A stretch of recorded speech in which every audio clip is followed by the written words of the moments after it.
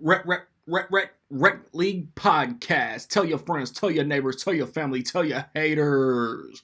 Available on Spotify, Google Podcast, Radio Public Breaker, and Stitcher. At Rec League Podcast on Facebook, YouTube, and Instagram. At Rec League Pod on Twitter.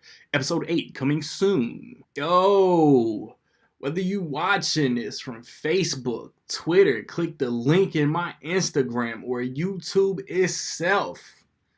What up, world? So, I just watched Overlord. It is the new World War II action, war, horror, bananas movie that recently came out, man. It stars Javon Adepo, Wyatt Russell, Matilda Oliver, Pilo Asbeck, Ian D. Castecker, John Magaro, Dominic Applewhite, and it is directed by Julius Avery. I know it was a lot of mispronunciation in there, so to everybody that I mispronounced their name, that's my bad. It is World War II. It is. I never caught the actual time frame established, but I read that it's the day before D-Day, and a group of soldiers get dropped into France, I believe it was, and they have a mission, and they make a very wild. I ain't gonna curse an effed up. They make a very effed up discovery, and it complicates the mission, and it's crazy. I first heard about this movie when the Cloverfield Paradox came out because it was originally assumed that this was going to be Cloverfield 4, and throughout the year, I think J.J. Abrams denied that it was. It's just a bad robot production, is what he said. And the trailer came out. I was like, okay, this looks cool. And I was excited for it. It was supposed to come out Halloween weekend, and then it got pushed back to this weekend, second week in November. And I still think it should have came out the last weekend of October, but I'm not a part of movie scheduling. And I absolutely loved this movie. It is bananas from the first scene.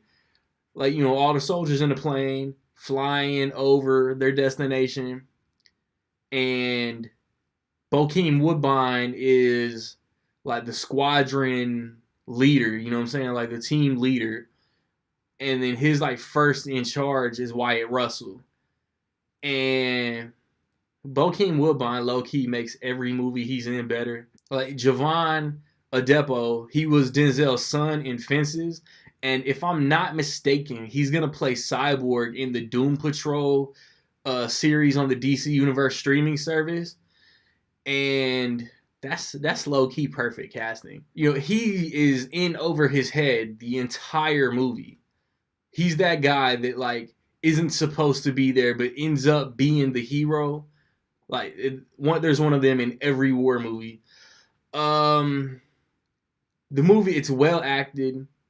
The camera work is real dope. There's some tracking type shots where it's in one place and it just wraps around. The camera work is cool, but it's got a B movie vibe. Wyatt Russell's been on my radar since 22 Jump Street. And it's he gets better in almost everything I see him in. I think he was in Everybody Wants Some. He was in Table 19 with Anna Kendrick. And now Here He Is Here. I feel like he's in something else I've seen lately. But he's the hard-ass fire team leader who is only focused on the mission. And he, chews ass of whoever gets out of line. John Magaro is the comic relief. He's an Italian dude, but he's from America. So he pops nonstop shit. He talks shit to everybody. He complains about every situation. And He played the dude who he was in Orange Is the New Black, married to the chick who always had the makeup on. He kept showing up trying to get them conjugals. But he's funny in this movie, man. Like this cast is strong. Agent Fitz from Agents of Shield. Yeah, Fitz Simmons. Simmons is the chick. Fitz from Agents of Shield is in it. He's a photographer, and he has a very memorable scene. If you haven't seen the trailers, like I don't want to spoil what the experiments are that these dudes, like the Nazi soldiers, are working on, but it's crazy. It's crazy. Like there hasn't been like a war movie like this since Inglorious Bastards, but it's like it's completely way different, like genre combination.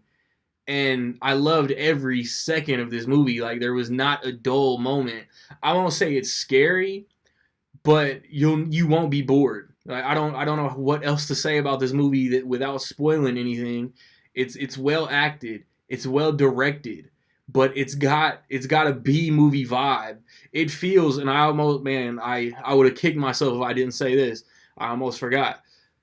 From the opening credits, from the title card, it feels like it's an old timey movie.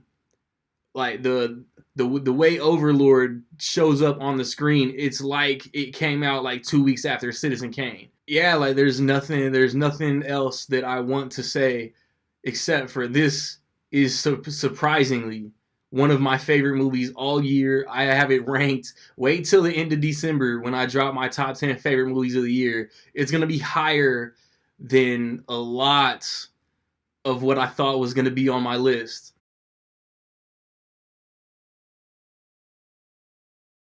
So with all that being said, man, in my opinion, I will say that Overlord is dope as fuck. Have you seen Overlord? What did you think about it, man? Positive, negative, somewhere in between? Let me know. Um, I've recently posted a review for The Grinch, Bohemian Rhapsody last weekend, Halloween, Goosebumps, First Man, etc. October releases.